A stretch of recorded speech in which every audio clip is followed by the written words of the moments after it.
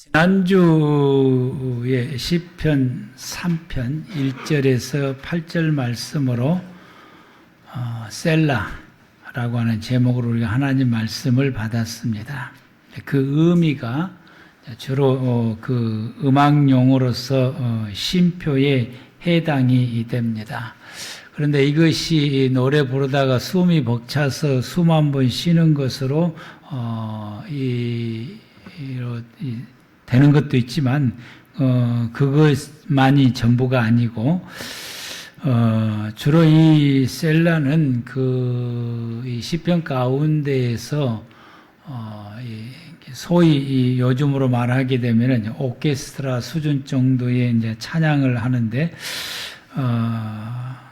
유대 백성들이 하나님 앞에 제사를 지낼 때에 찬양으로 준비된 사람이 한 500명 정도 됩니다.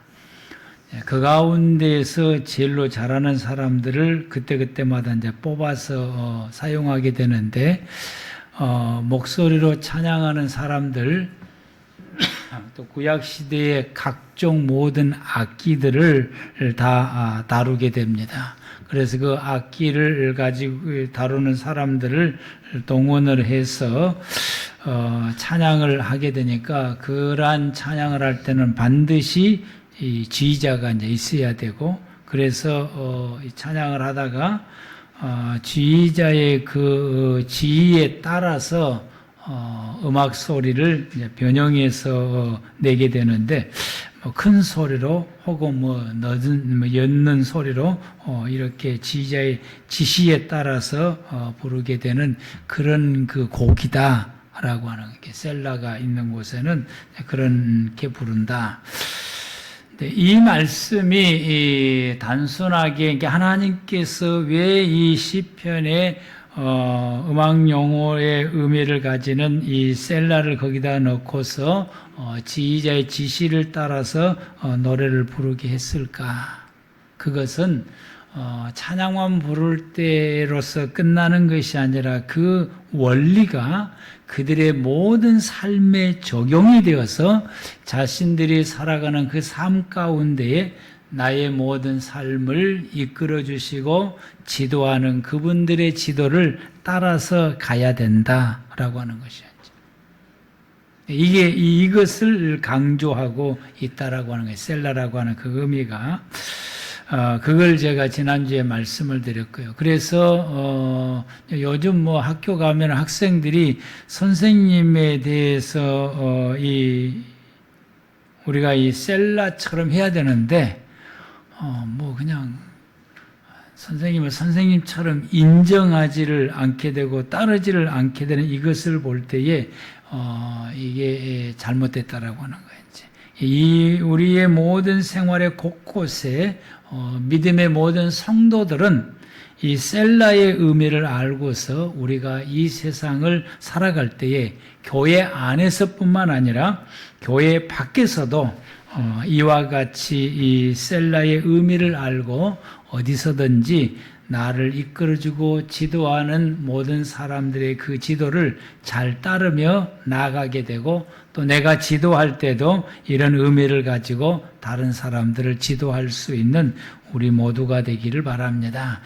기도하는 사람에게 있어서 이 셀라가 주로 기도문인데, 기도하는 그 기도를 찬양의 곡으로 만들었는데, 기도하는 사람에게 있어서 이 셀라는 자신이 하나님 앞에 기도드릴 때, 즉 내게 필요한 모든 것들, 내 기도를 드리거나 아니면 내 억울함을 하나님 앞에 호소하거나 내가 누구 때문에 이렇게 됐다라고 그런 것까지도 하나님 앞에 기도를 드릴 때에 그 기도를 하다가 잠시 멈추고, 하나님께서 이 기도를 들으시고 나의 이 기도를 들으시고 하나님께서 내게 어떻게 말씀해 주시는지 하나님의 말씀을 잠시 귀를 기울여서 그 말씀을 묵상 중에 듣고 있는 이 시간을 셀라라고 말하는 거예요. 그래서 그 말씀을 우리가 듣고 내가 막 이렇게 기도했는데 하나님께서 그 말씀을 하나님 들으시고 내게 대해서 이렇게 말씀을 해 주실 때에 주시는 그 말씀을 우리가 다시 한번 되새김질하면서 그리고 그 말씀의 뜻을 우리가 헤아리고 깨닫게 되고 그리고 그 말씀을 우리가 믿고 그리고 받아들여서 그 말씀을 순종으로 나아가는 이런 삶의 태도를 가지는 것이 셀라다라고 말하게 되는 것이에요. 여기에서 한 걸음 더 나가서 하나님께서 기도하는 중에 아니면은 또 은연 중에서 나의 허물과 죄를 지적을 하시는 말씀을 하실 때 이것이 하나님께서 내게 말씀하실 때도 있고 사람을 통해서 내게 말씀하실 때도 있고 또 주일날 설교 말씀을 들을 때 마치 누가 나의 허물에 대해서 목사님한테 일러 바쳐가지고 지금 그걸 그대로 똑같이 이 설교 시간에 내 허물에 대해서 이야기하는 것처럼 내가 들게 되는 경우가 종종 있어요. 이제 그게 종종 있어요. 내가 누구한테 이야기했더니 그분이 뽀르르 가서 일러가지고 지금 오늘 주일날 말씀 설교를 나들으라고 하시는가 보다. 근데 사실은 하나님께서 나들으라고 말씀하신 거예요. 이제 그런데 절대 그렇지 아니하시고 하나님께서 나를 보시고 내가 지금 뭘 잘못하고 있는가를 나를 보시고 아시고 설교 준비하는 목사님에게 그 분야에서 설교를 준비할 수 있도록 감동을 주시고 그래서 목사님은 뭣도 모르고 지금 그 주시는 말씀대로 선포를 하고 있는데 듣는 사람이 이와 같이 이제 듣게 됐을 때에 그렇게 우리가 들었을 때에 그 말씀을 듣고 난 다음에 우리가 반응을 할 때에 사도행전 보면은 스데반의 설교를 듣고 사람들이 반응할 때에 이를 갈았다고 그랬어요.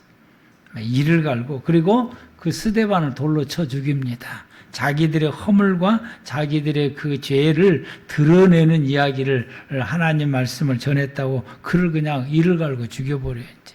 그런데 저기 이전에 베드로가 하나님 말씀을 전했을 때에 백성들이 그 말씀을 듣고 마음에 찔리는 거예요. 이제 자기들의 허물과 자기들의 죄가 깨닫게 돼요.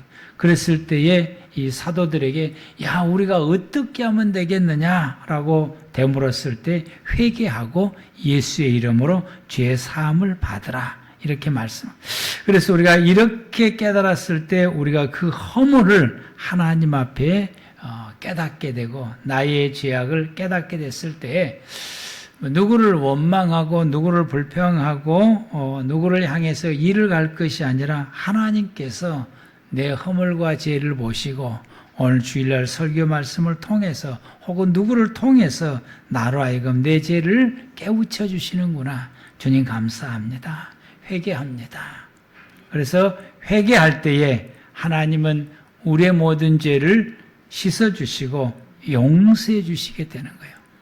우리의 죄가 용서함을 받아야 하나님께서 내 인생의 삶 가운데 오시게 되는 거예요.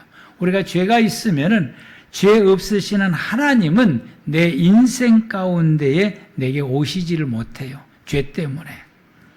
그래서 우리가 이와 같이 하나님께서 우리를 도우시려고 우리의 죄를 생각나게 하시고 생각날 수 있는 말씀을 듣게 해주셔서 그것을 깨닫게 하시고 알게 해주신 이 하나님의 은혜에 감사하고 그리고 우리가 하나님 앞에 그 죄를 회개하고 그리고 그 죄의 사함을 예수의 이름으로 우리가 받게 되고 또 이것을 하나님의 도구가 되어서 나에게 죄를 깨우쳐 줄 수 있도록 지적해서 말씀해 주신 분이 얼마나 고마워요. 밥도 사고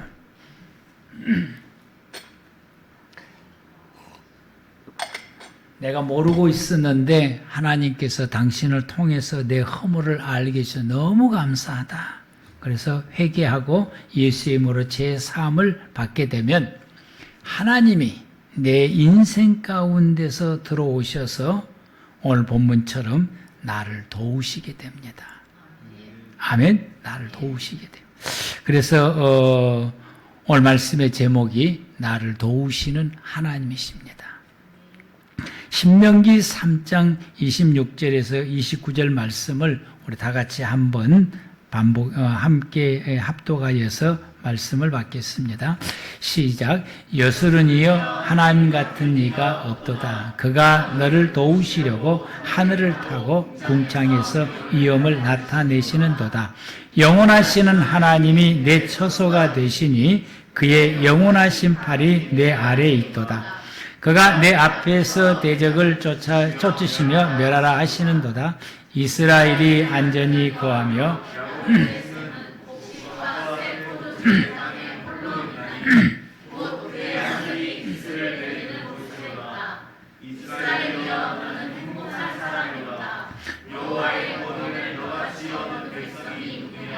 그는 너를 돕는 백평이요 방패시오 내 영광의 칼이시로다. 내 대적이 내게 복종하리니. 아멘. 이 본문 가운데에 처음 시작할 때 이스라엘 백성들을 여수르니어라고 부르게 됩니다. 이스라엘 백성들 여수르니아고 부르는데 이게 하나님께서 이스라엘 백성들을 부르는 그 호칭인데 일종의 별명같이 부르시는데 이 호칭은 사랑스러울 때 부르는 소리인 것이죠. 당신의 백성들이 사랑스러울 때 부르는 백성. 그래서 이 여수론의 그 단어의 그 뜻은 정직한 자, 의로운 자, 사랑받는 자라고 하는 그런 뜻을 지니고 있는데, 지금 이스라엘 백성들이 이 신명기 33장 26절의 이 말씀은 이스라엘 백성들이 광야 40년을 지나와서 모압 평지의 그 요단강가, 이제 요단강가 동편에서 있으면서 요단강 건너편 하나님께서 그 백성들에게 주시는 가나안 땅을 지금 바라보면서 있을 때에 하나님께서 이 본문의 말씀을 주신 것입니다. 그때까지 오는 가운데 많은 고생을 했죠. 말도 못하는 고생을 하면서 40년이 걸려서 거기까지 왔어요. 요단강을 건너면은 하나님이 그들에게 주시겠다고 하는 약속의 땅을 이 가나안에 이제 들어가게 됩니다. 근데 그 땅을 들어가는데 그 땅을 또 그냥 차지하는 것이 아니라 이미 그곳에는 7 족속들이 살고 있고 그 7 족속들은 성을 이게 쌓아서 성벽 안에서 생활하게 되고 자기들보다 키도 더 크고 무기도 더 좋고 싸움도 더 잘하는 이 가나안 땅의 7 족속들이 차지하고 살고 있는데 이 7 족속들을 물리치고 하나님이 주시는 그 땅을 차지해야 될 일이 앞으로 남아 있어요. 그 해야 될 그 일이 남아 있겠는데 그래서 그 땅을 바라보면서 그리고 이미 7 족속들이 강력한 7 족속들이 살아 있는 그 땅을 바라볼 때에 자기 자신들은 거기에 비춰서 보게 되면은 힘이 부족하고 무기도 변변치 못하고 군사 훈련도 제대로 받지도 못하고 연약하고 또 자신들은 또 늘 하나님 앞에서 또 실수하고 잘못을 행하는 죄인 중에 죄인이었던 그들의 그래서 그 가나안 땅을 차지해야 되는데 겁이 너무 나고 연약한 자기 자신들을 바라보면서 이걸 어떻게 해야 될까 하고 염려하고 두려움에 쌓여 있는 이 백성들을 향하여서 하나님께서 사랑스럽게 부른 것입니다. 여수론이여, 여수론아. 그들을 부르시면서 하나님 말씀하시기를 걱정하지 마라. 내가 너를 도와줄게. 이게 오늘 본문의 말씀이야. 내가 너를 도와줄게. 너는 반드시 도와줄게. 그래서 그 모든 대적들을 다 내가 도와서 그들을 다 물리치게 해줄 것이고 그리고 그 땅에서 생활을 할 때에 너에게 양식이 풍부할 수 있도록 물을 공급해 주시겠다라고 하나님께서 말씀하십니다. 그래서 그 땅에서 생활할 때 이른비를 내리고 장마비를 내리고 늦은 비를 내려서 곡식이 풍성한 소출을 얻어서 굶주리지 않고 생활할 수 있도록 하나님께서 풍성한 양식을 주실 것이고, 또 건기 때는 이 과일들이 잘 자랄 수 있도록 충분한 수분을 공급해 주겠다. 건기 때는 비가 안 와요. 근데 어떻게 수분을 공급해 주시느냐? 이슬로 통해서 공급해 주시겠다. 6개월 동안 그 이슬을 모으게 되게 되면은 1년간 그 땅에서 오는 이 비의 수량과도 거의 맞먹습니다. 이슬이 엄청나게 와요. 그 이슬로 통해서 이 과일 나무가 자라는 데 있어서 수분이 충분하게 공급되니까 이 나무들이 말라 죽지 아니하고, 또 과일들이 수분이 부족해서 떨어지지 아니하고 아주 잘 자라게 되고, 그리고 이때는 비가 오지 않고 건기 때니까 햇빛이 너무 좋아요. 그래서 과일들이 너무 맛있습니다. 이 지역의 과일들이 참 맛있어요. 그래서 이렇게 주시겠다고 하나님께서 말씀하신 것이 27절에서 28절 말씀입니다. 영원하신 하나님이 내 처소가 되시나니, 영원하신 하나님께서 그들의 처소 가운데 임재해 계신다고. 그들의 삶 가운데, 그들의 가정 가운데, 그들의 일하는 일터 가운데 하나님께서 임재해서 함께 하셔서 그의 영원하신 팔이 내 아래에 있도다. 하나님, 영원하신 하나님의 팔을 표현하는 이 말씀은, 내 아래에 있다, 이 말씀은 하나님의 그 능력의 팔이 너의 모든 생활에 도와주시려고 너희들 가운데 있다, 이 말씀. 그래서 그 하나님께서 그가 내 앞에서 대적을 쫓으시며 멸하시는도다. 그래서 이스라엘 백성들이 광야에서 끝나서 가나안 땅 들어가서 7 족속을 물리칠 때에 크게 이스라엘 백성들이 큰 힘을 이렇게 발휘하지 않아도 잘 물리치게 된다. 첫 번째 전쟁이 여리고 전쟁인데, 여리고 전쟁은 이스라엘 백성들이 크게 그들과 직접 대면해서 싸운 것도 없어요. 지금. 이 성을 하루에 한 바퀴씩 돌고 마지막에 7바퀴 돌고 하나님이 시킨 대로 소리 질렀더니 성벽이 그대로 무너져서 그 백성들이 이제 죽게 됐죠. 그래서 그 들어가서 전리품만 그냥 챙기는 겁니다. 이 이스라엘 백성들이 가나안을 정복을 할 때 이렇게 하나님께서 말씀하신 그대로 하나님이 도우셔서 이 대적들을 물리치고, 그리고 마침내 가나안 땅을 차지하게 되고, 그 땅에서 생활할 때 28절 말씀하신 것처럼 이스라엘이 그 땅에서 안전하게 생활하고, 그리고 야곱의 셈은 곡식과 새 포도제 땅에 홀로 있나니 그의 하늘이 이슬을 내리는 곳이다. 그래서 비를 주시고 또 이슬을 내려서 그들의 양식이 풍성하도록 하나님이 이 복을 베푸시고, 그래서 29절 말씀에 이스라엘 백성들을 향하여서 너는 행복한 사람이다. 여호와의 구원이 너같이 구원된 백성이 이 땅에 어디 있느냐? 너를 돕는 하나님은 어떤 분이야? 너를 돕는 방패시고 내 영광의 칼이시고, 그래서 모든 대적들을 물리쳐서 대적들이 내게 복종하게 하고 너는 그들의 높은 곳을 밟게 된다. 이 말씀이 구약의 시대 때에 이 시대의 이스라엘 백성들에게 주었던 말씀이 곧 오늘 저와 여러분들에게 주시는 말씀입니다. 우리를 죄 사함받게 하시고 하나님 백성 되게 하시는 것은 우리 주 예수 그리스도이고, 누가 우리를 구원시킵니까? 예수님을 통해서를 구원시키고 그 하나님이 내 인생의 삶 가운데 함께 하셔서 우리의 모든 삶을 여기까지 인도하시고 도우시고 우리가 우리의 인생의 마감이 되면은 우리를 지옥 갈 우리들을 지옥 가지 않게 하시고 천국에서 영생을 누리게 해 주셨습니다.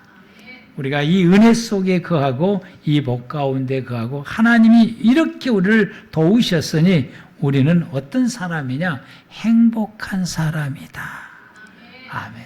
그래서 우리가 이것을 늘 기억하시길 바랍니다. 하나님이 내 인생 가운데 오셔서 죄 많은 나를 사랑하셔서 예수의 이름으로 우리의 모든 죄를 사하시고 또 살다가 내가 죄를 짓게 되면은 때로는 주일날 설교 말씀을 통해서 때로는 다른 사람들로 통해서 때로는 내 마음속에 감동의 말씀을 주어서 나로 하여금 내가 무엇을 잘못하고 있는지 어떻게 잘못 살고 있는지 내가 어떤 실수를 했고 어떤 죄를 지었는지를 알게 해주셔서 성령의 하나님께서 그것을 우리가 들었을 때에 기분 나빠하지 않냐고 오히려 감사하도록 성령의 하나님께서 나를 도우시고 그리고 하나님 앞에 회개하게 하시고 예수의 보혈의 피로서 죄 사함 받아서 다시 하나님의 거룩한 백성이 되게 해주시고 그 하나님의 나의 인생 가운데 또다시 나를 도우시는 이런 은혜의 길로 나의 삶을 가게 해주시니 하나님의 이 은혜가 얼마나 감사합니까? 내가 이 은혜를 받았고 이 복을 받았다고 하는 것을 우리가 늘 감사하며 우리가 그 은혜 속에서 생활하는 저와 여러분들 되기를 바랍니다. 여러분 다윗의 역사를 보면은 이 다윗이 늘 하나님의 은혜 속에서 하나님의 중심 속에서 생활하고 늘 하나님을 찬양하고 늘 기도하고 그리고 자신의 잘못을 뒤돌아보면서 늘 회개하고 그래서 어떤 사람들이 자기를 향해서 잘못했다고 하거나 저주하거나 욕하게 되면은 그를 원망하지 아니하고 그게 하나님께서 나를 깨우쳐 주시고 내 정신 차리라고 저 사람을 통해서 나에게 저주의 말을 하게 하는구나라고 그렇게 받아들이고 그래서 그를 왕으로서 그를 충분히 보복할 수 있음에도 불구하고 그를 보복하지 않냐고 그를 두고 오히려 하나님 앞에 기도하면서 자신이 하나님 앞에 회개하고 그리고 하나님 앞에 기도하면서 자기 자신을 가꾸고 다듬고 하나님 앞에 새로운 모습으로 서 있는 그런 믿음의 자세로 나아가게 되니 하나님께서 그를 도와주시게 됩니다. 압살롬의 피난 갔을 때도 하나님께서 다윗을 도와서 그 난을 평정시켜서 왕의 이치를 회복해서 다시금 왕궁에 돌아오게 하시고 사울 왕에게 도망 다닐 때에 이 다윗은 거미를 그렇게 싫어했대요. 거미줄 딱 치고 잡아먹으니까 그렇게 생활해가는 이 거미의 이런 삶에 대해서 다윗이 참 싫어한 것이요. 도움을 주는 것이 아니라 거미줄 쳐놓고 걸리면 잡아먹는 이 다윗이 거미가 다윗은 몹시 싫어했던 거예요. 그런데 사울을 피해서 어느 날 굴로 도망을 가게 되는데 자기가 지나갈 때마다 거미가 거미줄을 치더래요. 근데 사울 왕과 사울의 군사들이 들어오다가 들어오는데 거미줄이 딱 걸리니까 이분들이 생각할 때에 앞서서 사람의 가슴이 거미줄이 다 사라졌을 것인데 거미줄이 계속해서 걸리니까 우리가 이 굴을 잘못 봤나? 사람이 이 굴에 들어가지를 않았는가 보구나라고 생각하고 다윗이 이 굴이 아니고 다른 굴이었구나라고 생각하고 뒤돌아서 나가게 되므로 거기서 꼼짝없이 잡혀서 죽을 뻔했는데 거미줄 때문에 살게 된 거예요. 그래서 하나님께서 급하게 거미를 보내셔서 거미줄을 치게 하시고 나를 살려주신 것에 대해서 감사함을 드리고 그 뒤부터는 거미를 미워하지 않았다고 그래요. 하나님은 이렇게 도우십니다. 그래서 그를 왕으로 세우시고 왕으로서 백성을 도우며 생활하게 하시고 왕으로서 수많은 전쟁을 했는데 그 수많은 전쟁 중에서 한 번도 패배하지 않고 한 번은 패배했는데 다시 엎드려서 하나님 앞에 기도했을 때 그를 도와서 그 베들레헴 전쟁에서 승리케 해주었어. 그래서 모든 전쟁은 다윗이 하나님의 도우심으로 승리하게 됩니다. 첫 번째 패배했을 때 다시 하나님 앞에 무릎을 꿇고 기도하면은 하나님이 그 전쟁을 도와서 다시 승리케 주시게 됩니다. 하나님은 야곱이 가는 길마다 도와주셔서 라반의 삼촌의 집에서 억울함을 당하지 아니하도록 보상해 주는 것입니다.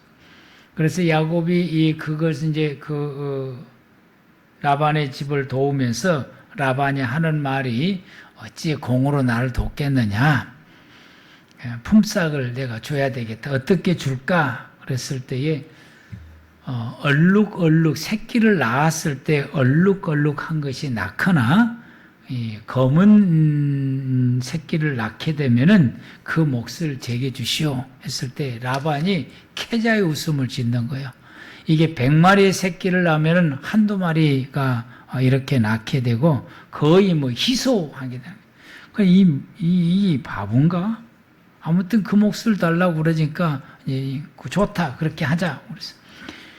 이렇게 말을 했을 때 라반이 그렇게 하자고 하니까 그 다음부터 새끼를 낳는 것이 그런 것만 나와. 이제 흰 양이 안 나오고 얼룩얼룩한 것만 낳고 검은 것이 나요. 라반이 나중에 안 되겠다니까 야, 안 되겠다. 검은 것만 네 거 해라. 이렇게 된 거예요. 검은 것만. 그 다음부터는 검은 것만 또 낳습니다. 라반이 또 안 되니까 안 되겠다. 얼룩얼룩 난 것만 이후부터 네 목해라. 얼룩얼룩 무늬 있는 것만 낳게 된다. 이건 하나님의 역사예요. 하나님께서 야곱을 도우셔서 이렇게 하나님께서 야곱이 이 간산 라반의 이 꾀에 속지 아니하도록 하나님께서 이렇게 역사를 하게 됩니다. 가뭄 중에 애굽으로 내려가는 이삭이 있었는데 그랄 지방에 잠시 쉴 때 하나님께서 그에게 말씀을 하십니다. 네가 여기서 애굽에 내려가지 않고 여기서 머물러 있으면은 내가 내게 복을 주겠다. 그래서 우리 창세기 26장 1절 말씀부터서 보겠습니다. 아브람 때에 첫 흉년이 들었더니 그 땅에 또 흉년이 들면 이 두 번째는 이삭 때 흉년이 든 겁니다. 들면 이삭이 그랄로 가서 블레셋 왕 아비멜렉에 이르렀더니 여호와께서 이삭에 나타나 이르시되 애굽으로 내려가지 말고 지금 야곱이 애굽에 내려가는 그 길에 이 그랄 지방에 잠시 머무른 거예요. 이제 근데 거기서 하나님이 나타나셔서 말씀하신 것입니다. 아마 이삭이 여기서 하나님 앞에 기도하니 지금 애굽에 내려가야 될지 말아야 될지 하나님 앞에 물었던 기도를 한 것 같아요. 기도했더니 하나님이 그에게 임재하셔서 그에게 말씀하신 것입니다. 애굽에 내려가지 말고 내가 내게 지시하는 땅에 거주하라. 이 땅에 거류하면 내가 너와 함께 있어 내게 복을 주고 내가 이 모든 땅을 너와 내 자손에게 주리니 내가 내 아버지 아브람에게 맹세한 것을 이루어 내 자손을 하늘의 별과 같이 번성하게 하며 이 모든 땅을 내 자손에게 주리니 내 자손으로 말미암아 천하 만민이 복을 받을 것이다 라고 말씀을 했어요. 하나님 이렇게 기도하는 이삭에게 이렇게 말씀하십니다. 그러자 5절 말씀에 이에 아브람이 아브람 때를 예를 들어서 하나님께서 또 계속해서 5절에서 말씀하고 있어요. 아브람이 내 말 듣고 순종하고 내 계명과 내 율례와 내 법도를 지켰다. 이렇게 말씀하니까 6절에서 이삭이 그 말씀대로 순종해서 거기에 이제 거합니다. 애굽에 안 내려가고 거기서 이제 거주하게 돼요.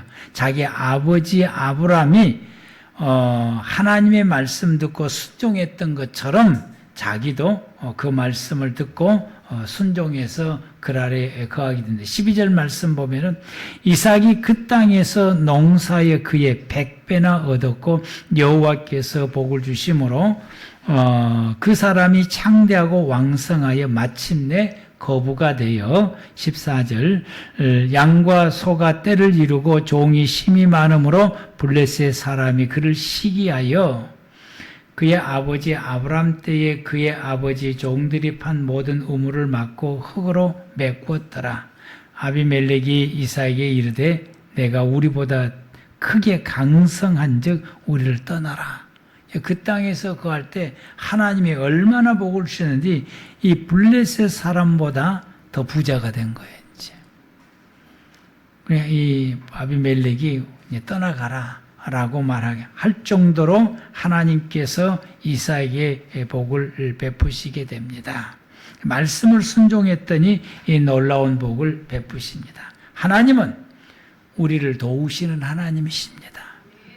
하나님은 우리 모두 여러분들을 여러분의 인생 가운데 함께 하셔서 여러분을 도우시는 하나님이십니다. 우리가 그 하나님을 도우심을 받으려면은 우리는 항상 그분 앞에 서 있어야 됩니다. 그분 앞에 서 있어야 돼요. 우리가 이 하나님의 도우심을 받으려면은 우리는 하나님 앞에서 우리가 죄가 없어야 됩니다. 하나님께서 나의 지혜를 지적하시고 말씀하실 때에 그때 우리는 반항하는 것이 아니라 겸손히 그분 앞에서 내 허물과 내 죄를 들춰내 주신 것에 대해서 감사하고 그 모든 죄보다 더 있는지를 묵상을 해서 이 모든 죄를 하나님 앞에 회개하고 예수의 이름으로 그 죄 사함을 입어야 됩니다. 그리고 나서 하나님 앞에 도와달라고 간구해야 됩니다. 그러면 하나님이 우리를 도우시게 됩니다. 그래서 우리가 간구할 때에 하나님께서 너는 이렇게 하라라고 우리에게 감동의 말씀을 주실 때에 그 말씀을 순종을 해야 됩니다. 순종이 결실을 맺게 해요. 순종이. 우리가 말씀을 수없이 기도할 때마다 하나님 우리에게 수없이 말씀을 우리에게 감동의 말씀을 주시는데 우리가 그 말씀을 순종하지 아니하게 되면은 우리가 기도했던 그 결실이 맺어지질 않아요. 이루어지는 결실이 맺어지지 않아요. 그래서 우리가 기도했던 이것을 이루어지는 결실을 맺게 하려면 그것이 하나님의 나를 도우시는 이것이 결실이 맺게 하려면은 여러분 우리가 주님이 우리에게 주시는 말씀을 순종할 때에 가능합니다. 순종합시다. 아멘. 하나님 앞에 기도하고 그리고 돌이켜서 주님 앞에 서 있고 그리고 그 하나님이 내게 말씀하실 때에 그 말씀을 아멘으로 받고 그 말씀을 순종할 때 결실하게 됩니다. 하나님은 우리를 도우시는 하나님이십니다. 시편 121편에서 하나님이 말씀하시기를 내가 산을 향하여 눈을 들리라 나의 도움이 어디서 올까? 나의 도움은 천지를 지으신 여호와께서로다. 여호와께서는 너를 실족하지 않게 하시며 너를 지키시는 이는 졸지도 아니하시는다. 이스라엘을 지키시는 이는 졸지도 아니하시고 주무시지도 아니하시고 여호와는 너를 지키시는 이시라. 여호와께서는 내 오른편에서 내 그늘이 되시고 낮의 해가 너를 상하지 않게 하시며 밤의 달도 너를 해치지 못하게 할 것이며 여호와께서는 7절에 너를 지켜 모든 환난을 면하게 하시고 내 영혼을 지키시는 분이시다. 지켜주신다. 라고 말씀. 그 하나님께서는 8절에는 출입할 때부터서 지금까지 영원토록 지켜주신다. 라고 말씀합니다. 오늘 예배 전에 찬양할 때 이 찬양을 찬양단으로 나오세요. 이 찬양하겠습니다. 이 찬양하고